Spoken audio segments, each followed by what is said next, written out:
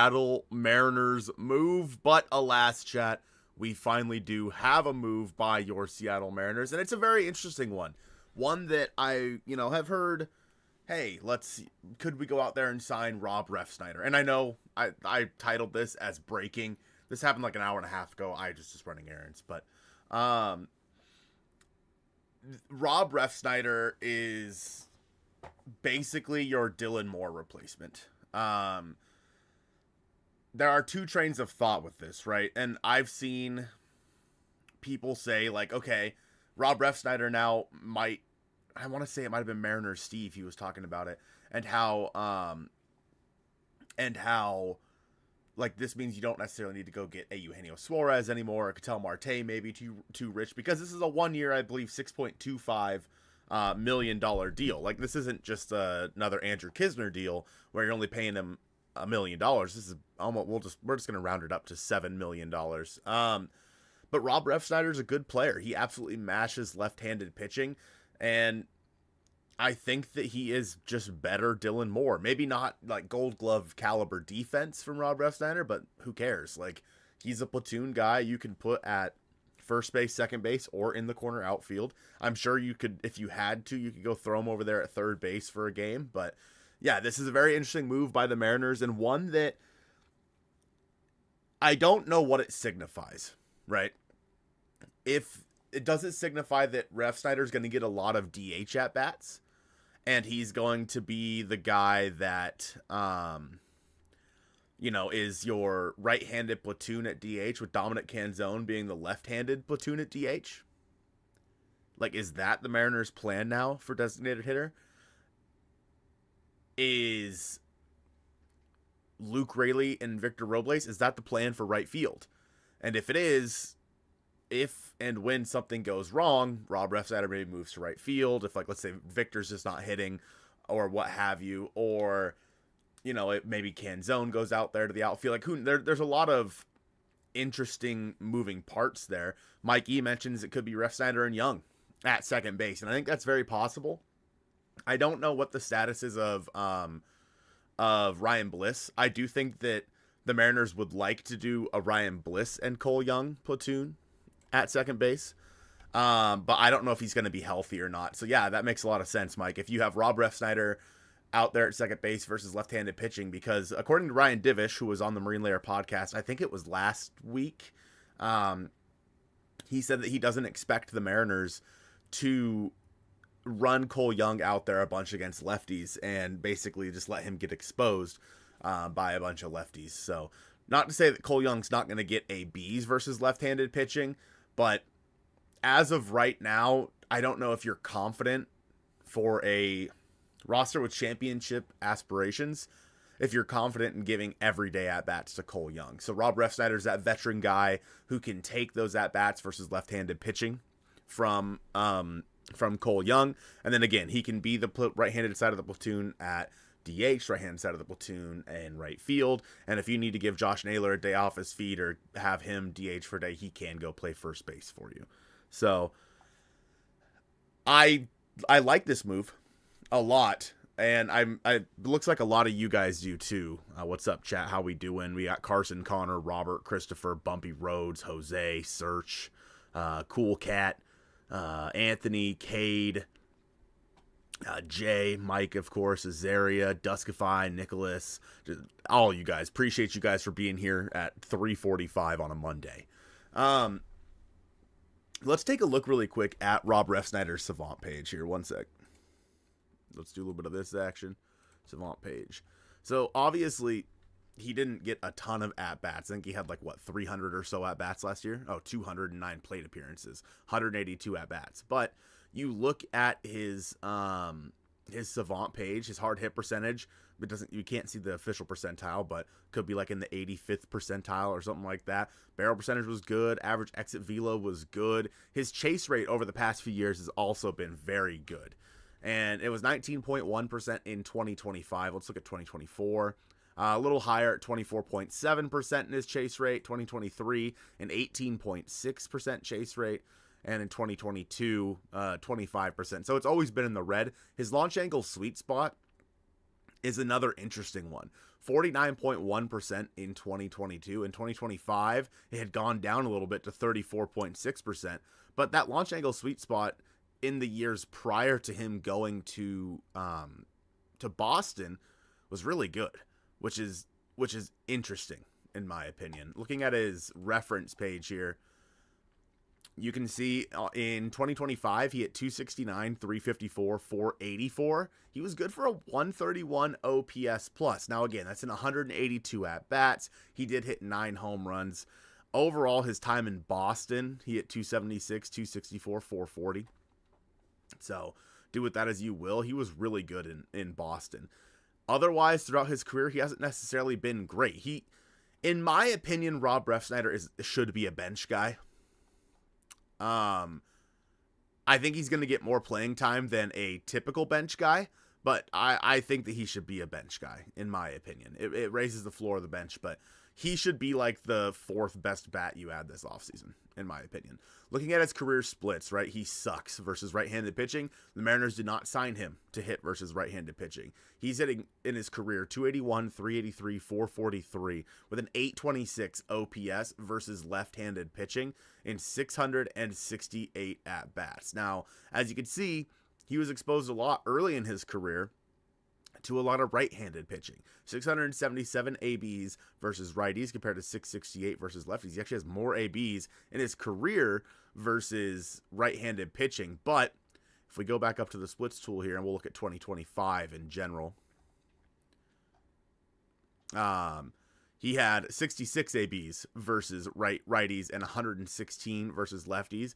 In that time in 2025, he had 302, 399, 560 with a 959 OPS. So truly, I feel like you can look at it one of two ways.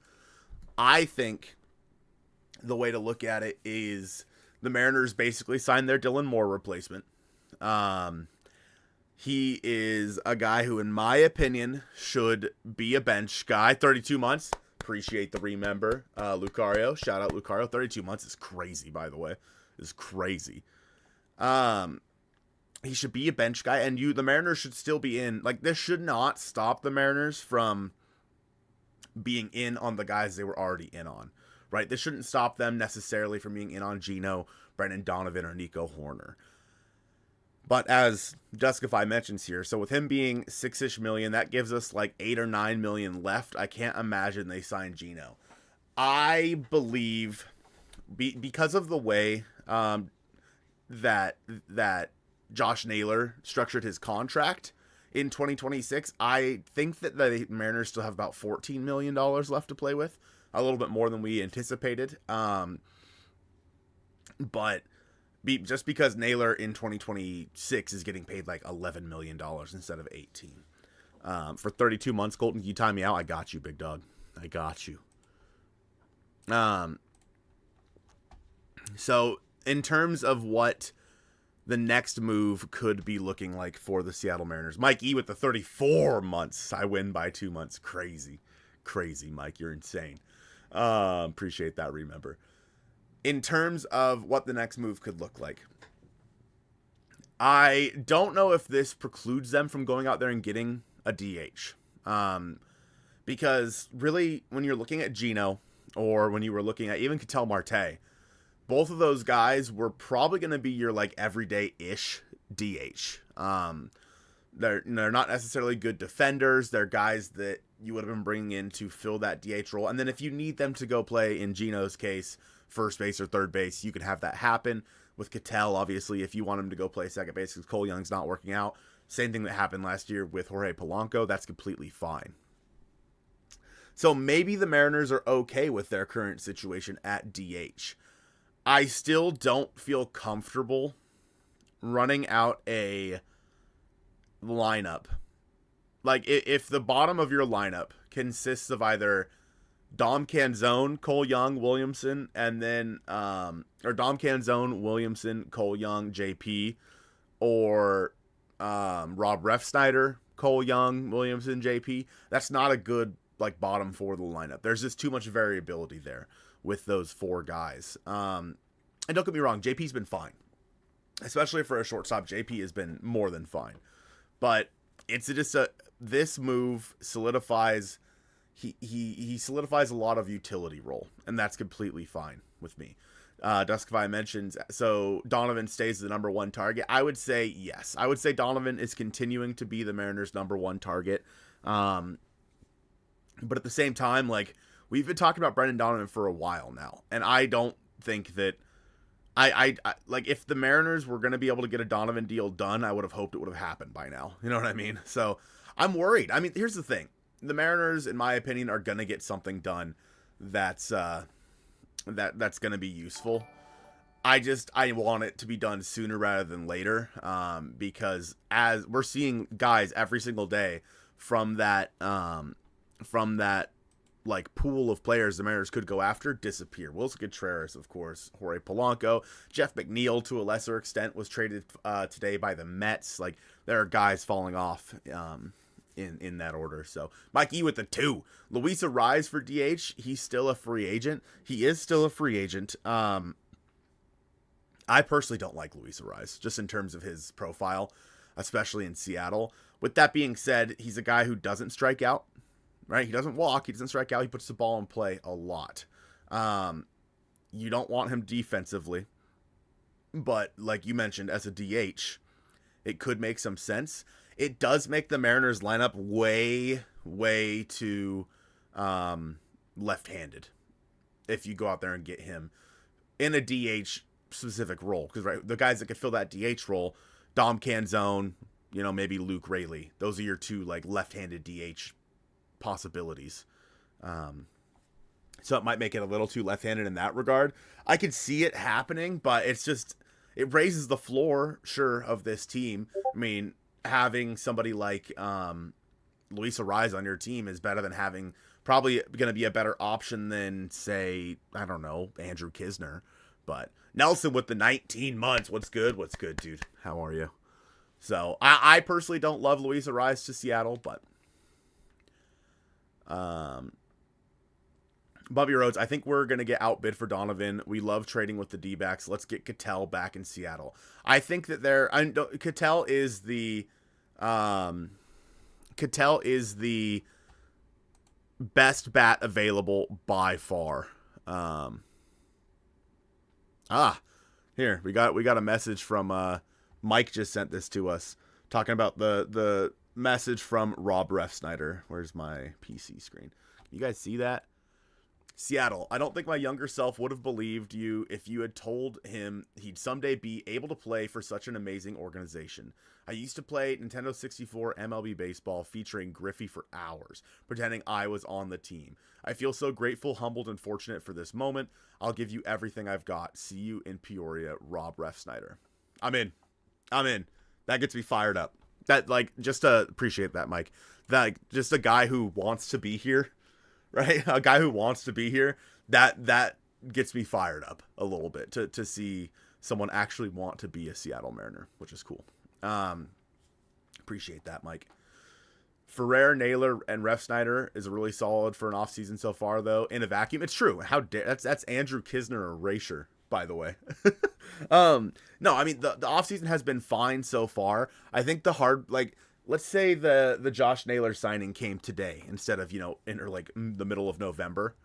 I think that we'd be feeling a little bit better, right? We'd be crossing things off the list. But it was the Josh Naylor thing, and then we heard we missed out on Polo. There have been other moves that have been made. The Mariners entered, like Brandon Lau's gone. There's a lot of moves that have gone on since the Naylor signing that feels like the Mariners should have been a part of, but. Right. I was talking about Ketel. Sorry. Let me finish off my Ketel thought here.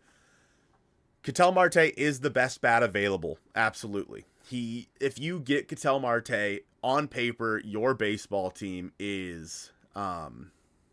should be the favorites to win the league, right? To go to the World Series.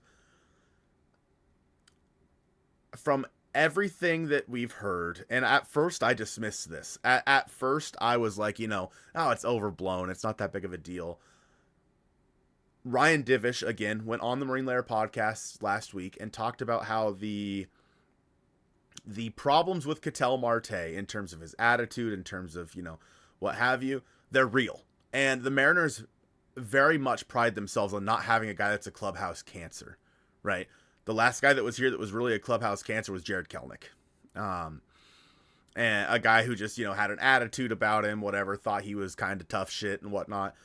There's been guys in the past. I mean, just again, literally 2 years ago, Jared Kelnick, there was, of course, D. Gordon and Gene Segura. Like, you have seen what happens when you ruin the clubhouse culture. Now, if there's any clubhouse in baseball that can withstand a player like Ketel Marte coming in and potentially not having the right attitude, it is the Mariners. I mean, their clubhouse culture is so good. You have the leaders on this team in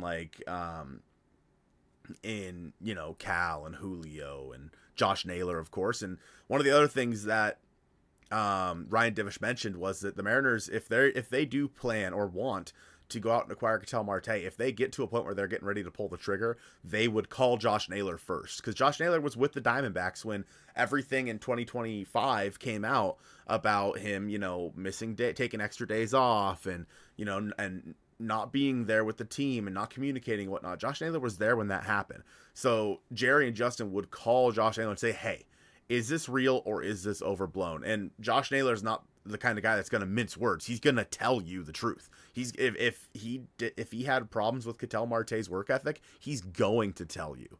And so I think that is a big problem with acquiring Ketel Marte. And as Secular just mentioned, the cost for Marte is absurd. When it was, when they were talking about Marte with the Rays, it was Shane Baz and Ryan Pepio. Ryan Pepio has a I think swing and miss percentage north of 25% on every single one of his pitches, and we saw the haul the Rays got for Shane Baz. The asking price on Ketel Marte, rightfully so, is ridiculously high because he has 5 years of control left. The Diamondbacks don't need to trade him, and frankly, they still plan on contending or want to contend in 2026. So trading Ketel Marte, I truly believe it would cost you one of your 5 starters, whether that be George Kirby or Bryce Miller, what have you. And if you're the Diamondbacks, you could be asking for like a Ryan Sloan as well or something like that because he's that good. Ketel Marte is.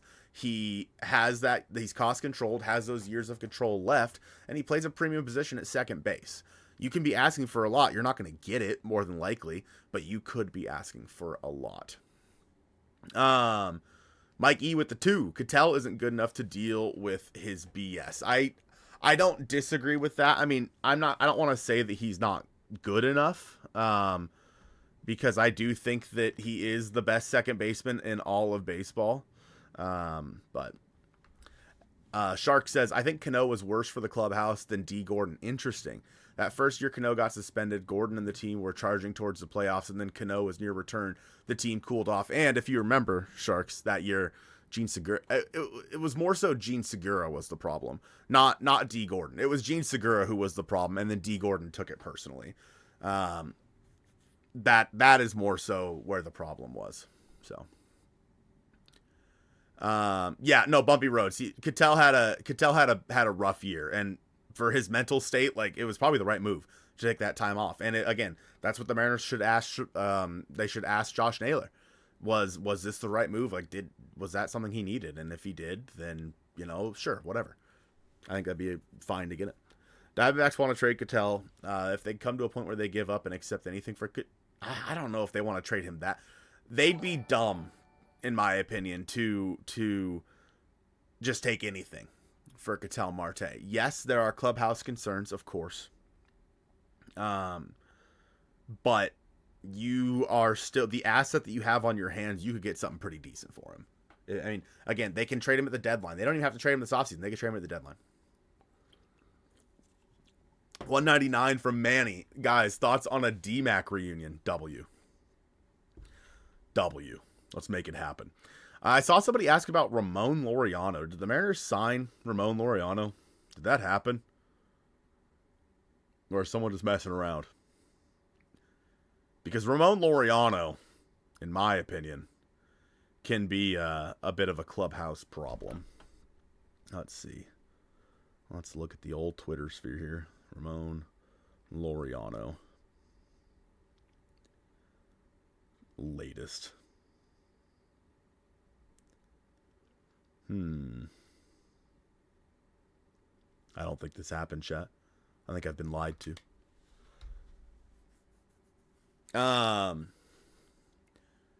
We could sign John Kenzie Noel since he got DFA'd. We could go sign Big Christmas. He's pretty bad. I mean, shout out to Nelson with the one gifted to Bumpy Rhodes. I hate the ats. I hate the ats on YouTube so much. Bumpy Rhodes, your name's Sean, right? Your name's Sean. I don't need to keep calling you Bumpy Rhodes. I hate the ats on YouTube. You know what? I think we still have. Do we still have five members that we can gift? Oh my god. Yeah, I mean we do have 5. Let's do it. Let's get 5 more out there, chat, before Christmas. Here we go. Who we got? To Jeff, to D, to Wizard, to Minami, and to Schmitty. You are Sean. Okay, that's what I thought, but I didn't want to keep calling you Bumpy Rhodes like I don't know who you are. Colton, interview me. Hey, Manny. How do you feel about the economic state of the world? Let's really get into it. Overall, what do I think happens next? To just kind of bring this full circle, I do still think that Brendan Donovan is plan A for the plan A was Jorge Polanco, but I do think that plan B now is going out there and getting Brendan Donovan. Now, personally, Nico Horner would be a much better fit in my opinion. Well, on a like positional versatility side, it would be Brendan Donovan. But from just a pure player standpoint, a pure second base standpoint, Nico Horner is the much better player. Thoughts on the Kraken? Man, they're bad, huh? They're bad. Brendan Donovan plus Lars Nootbaar in a package. I'm not really interested in Lars Nootbaar anymore. He kind of fell off. Let me pull him up here. Lars hasn't been good in a while. Maybe I'm gaslighting myself into thinking that. Am I wrong? Yeah, I mean, he had a 95 OPS plus in 2025. Oh, okay, 113. Okay, so it was just last year he was bad. Just last year. He had 234, 325, 361, 13 homers. Yeah, he wasn't great last year. I don't know. I'd rather just have Brendan Donovan. You don't really need another outfielder either. You truly don't need another outfielder for this team. Again, you have obviously Randy in left, Julio in center. In right field, you have Robles and Rayleigh, and then you also have Canzone and Refsnyder. Like, you have 4 guys for 2 spots. So, I don't know. I just don't think adding another outfielder. Now, adding a guy who can play the outfield if need be, like Brendan Donovan, is a different way to look at it. And I saw a lot of people saying, I saw a lot of people saying, like, is Rayleigh going to be on this team next year? There's a chance he's not. There's truly a chance that he's not on this team next year.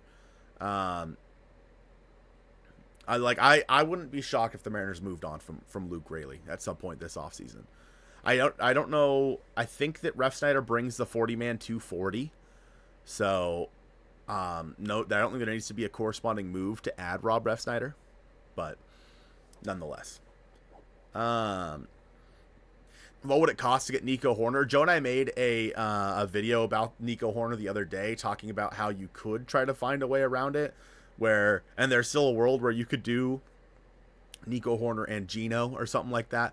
But yeah, the package would be, the problem with a package for Nico Horner is simply it's going to cost you major league talent, because the Cubs are going to contend in 2026. They have a chance to win that division in 2026. The Cardinals don't. The Cardinals are going to be asking for prospects, and if the Mariners' goal is to bring back as much of the 2025 team as possible, it doesn't make sense to trade major league talent that you have for Nico Horner when you can go trade minor leaguers who obviously were not a part of the team last year and get Brendan Donovan. It just doesn't make sense. I would love it, though. Nico Horner is far and away the better defender. He puts up like a 5-win season every single year. Like, Nico Horner's the better player. But there was one other question I wanted to... if we get Donovan, then who do we get for third base and reliever? I think that if you get Brendan Donovan... See, this Rob Refsnyder news really throws a wrench into the way I was looking at the rest of this offseason. Because I was looking at it as you can get Brendan Donovan, and then you get a guy who can play third base and first base and DH. Well, they got a guy who could DH and play first base. You could probably... Has Refsnyder ever played third? Let's go find out, chat. Let's go find out if Refsnyder's ever... I'm sure you could put him over there if you had to, but... In 2025... Let's see. Position. Rob Refsnyder, chat, has played a total of count 'em, one game at third base. So, but... So... Now it's like, okay, well, if you're planning on getting Rob Refsnyder at bats, if you are planning for Rob Refsnyder to be the right-handed side of a DH platoon with like Dominic Canzone, I don't know. I don't know if you go out there and get a third baseman, because it could have been, if it had been, say, Gino, if the Mariners went out and signed Gino, he could play third base, first base, and DH for you. And I think Williamson still gets his shot at third base, or Emerson for that matter. So then I was like, okay, you could trade for him, and for Donovan. Rayleigh to the Yankees? What, Mara?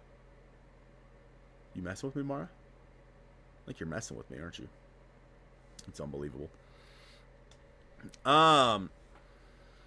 And then, so you could have done Donovan and Suarez, and that would have been a really good finish to an offseason where you're adding more bats. I still think the Mariners need to add 2 more bats. Like, I don't think adding, and maybe I'm wrong. Maybe I'm wrong about Rob Refsnyder,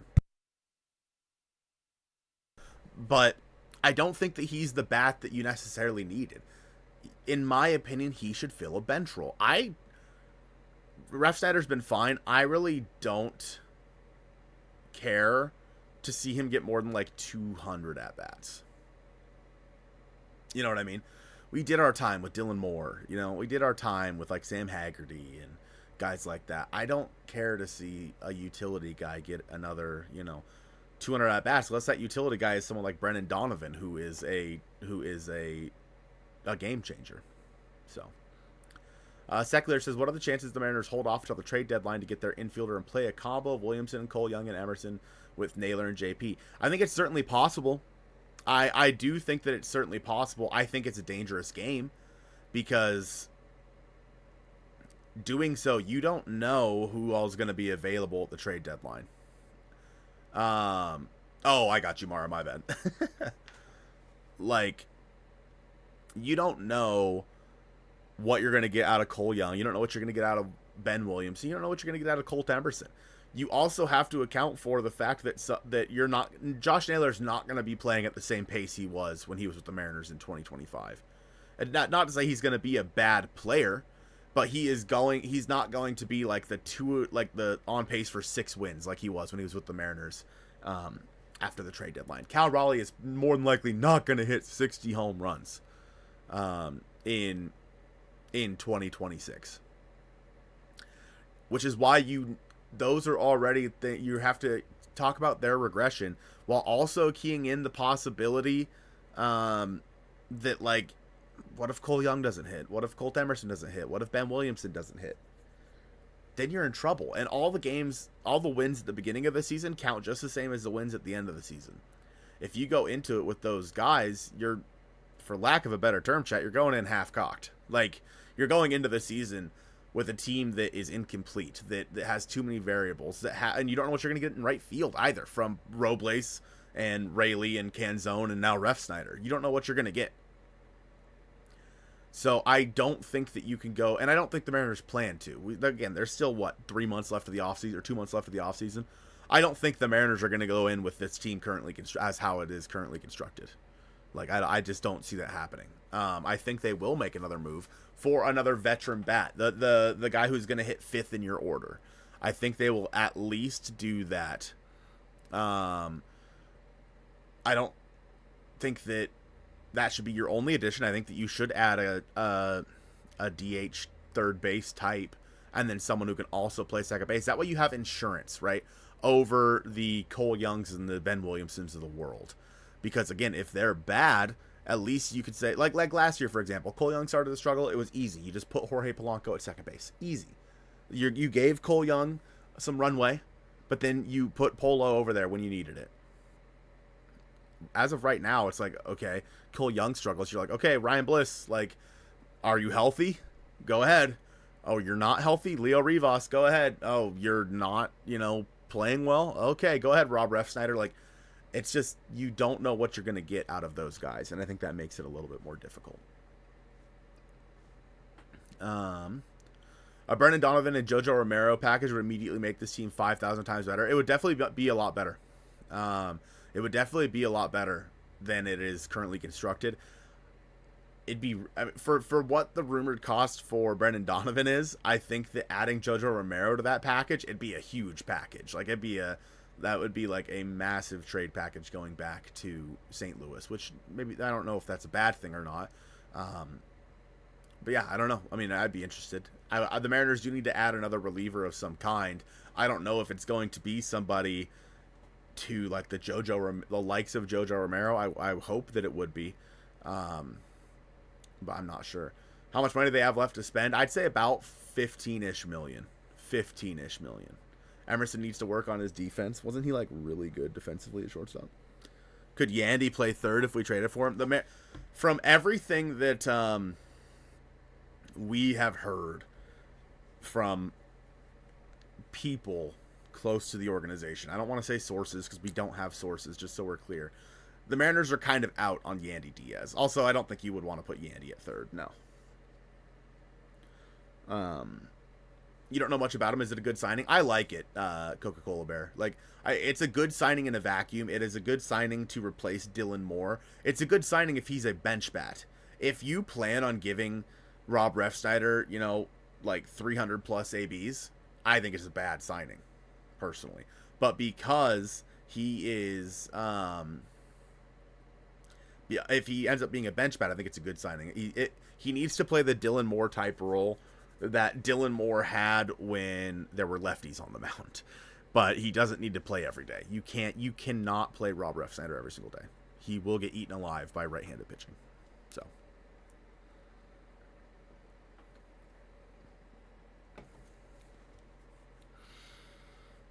We have Ryan Bliss. Now, Ryan Bliss has signed just the normal contract. He's signed just the normal, like, arbitration and whatnot. So I think you have him, let's see, for either 4 or 5 more years, depending on how his service time lines up. Let me look. Depending on his service time, the Mariners have him, so for 5 more, or I guess 6 more seasons, through into 2031. So 5 more seasons. At the end of 2030, Ryan Bliss will be a free agent. He needs to get healthy.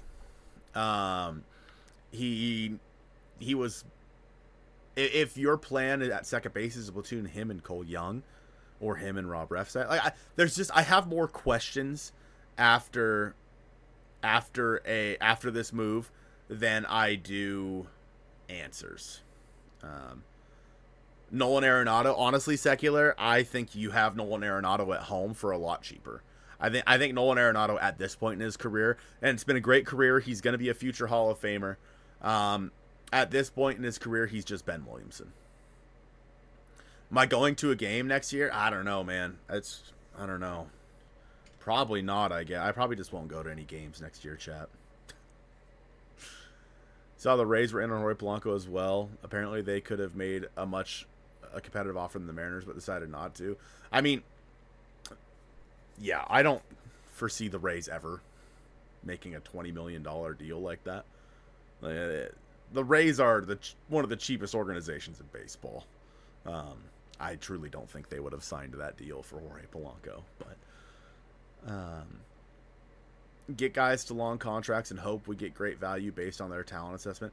I mean, yeah, the way contracts work for guys coming up, it's 6 years. You have a guy for 3 pre-arb years and then 3 years of arbitration, and then depending on service time, you could have him for 2 pre-arb years and then 4 years of arbitration instead. But when you have a player come up, he's here for 6 years, unless of course you trade him or you sign him to extension, what have you. So that is why, like, you saw teams back in the day, like, that's why the Orioles tanked, right? That's why the Red Sox tanked. They drafted a bunch of guys. They came up and they were good. You know, Gunnar Henderson. You're looking at like Adley Rutschman, etc. Or on the Astros side of things, Bregman, Tucker,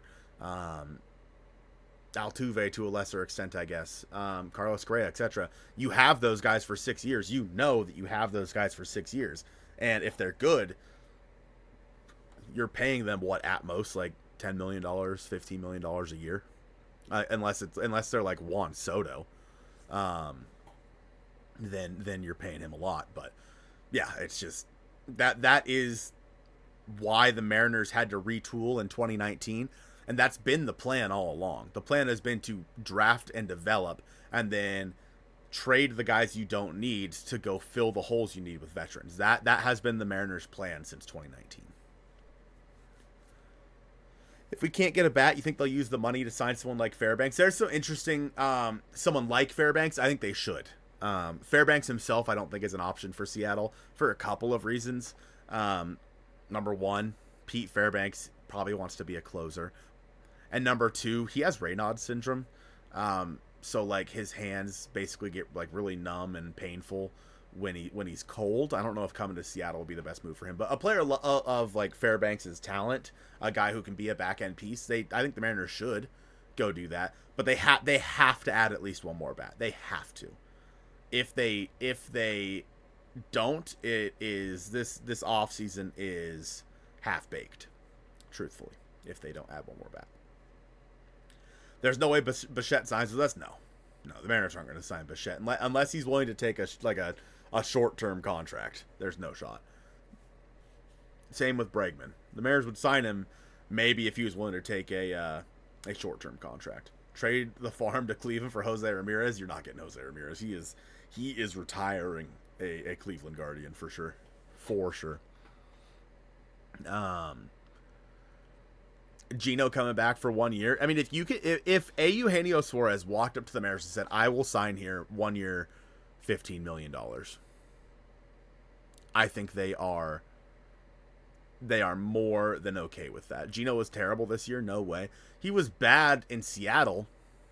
He still hit 49 home runs with 118 RBI in 2025. Like, there is no denying the production that Gino had, albeit in Arizona. He was really bad. I watched, I'm going to bring him up again. I watched the Mariner podcast today talking about re-signing Eugenio Suarez. And the guys were on different sides. TJ was more for adding Gino. Lyle was not. And TJ, I think it was TJ, mentioned like, hey, it's not unlike Eugenio Suarez to go on a 2-month cold streak. Unfortunately, it just happened with the Mariners. It happened when he came back here. And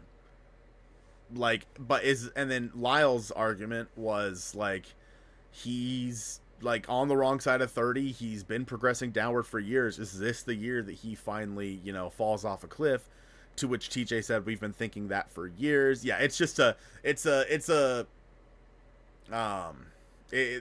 don't know what the answer is. I just think that if you can get Gino on a team-friendly deal, that's fine. Now, you're not going to sign him to $20 million a year, but if you can get him for 1 year, $15 million, there's no such thing as a bad 1-year contract. Let's put it this way, chat.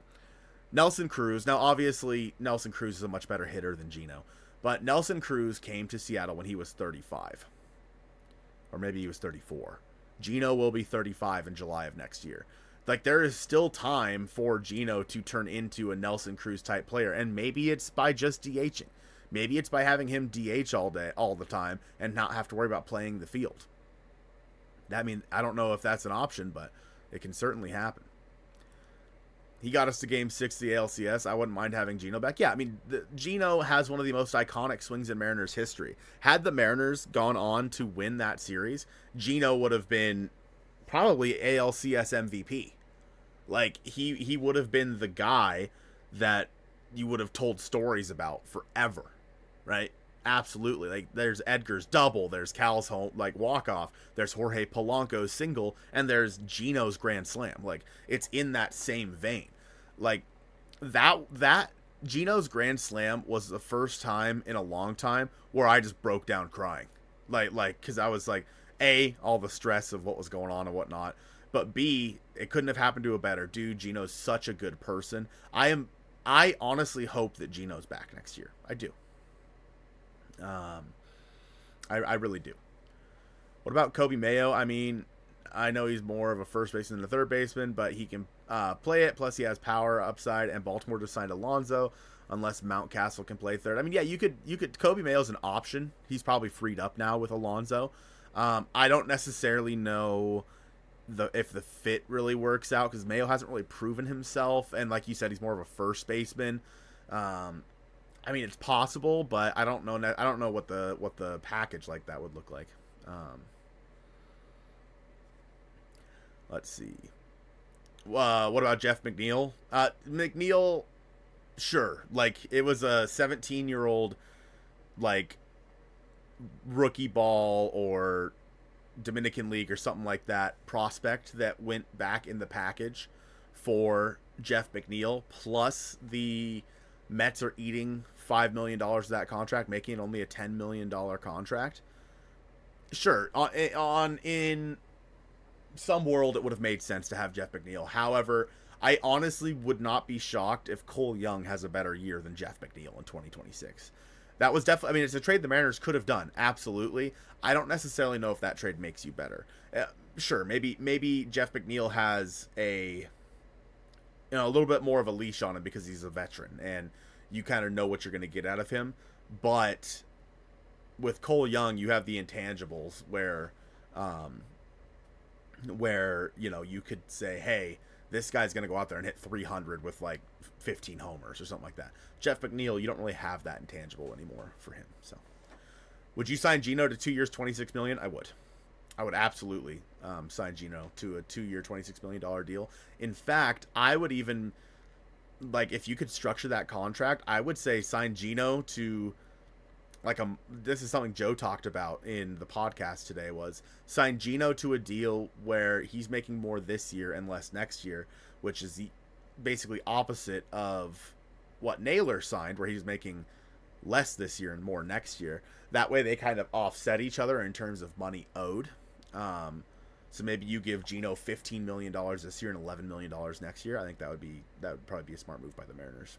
So Mayo would be too expensive prospect-wise. Rather spend our prospect capital on proven guys rather than someone like Mayo. Yeah, I mean, that's the thing is, like, Mayo, I think that you could – I think you could get Kobe Mayo for, like, Emerson Hancock or Logan Evans and, like, another guy who's close to the big league? Sure.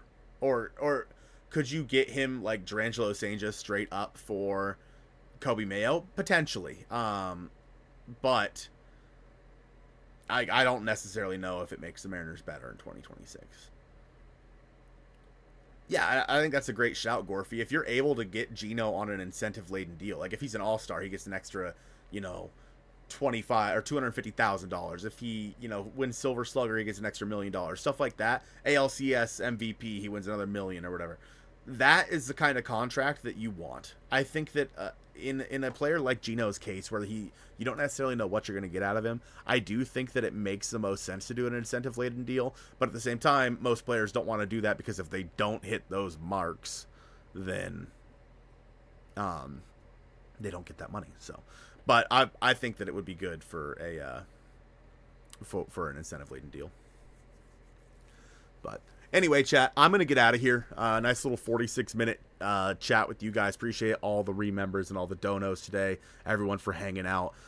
Interesting move.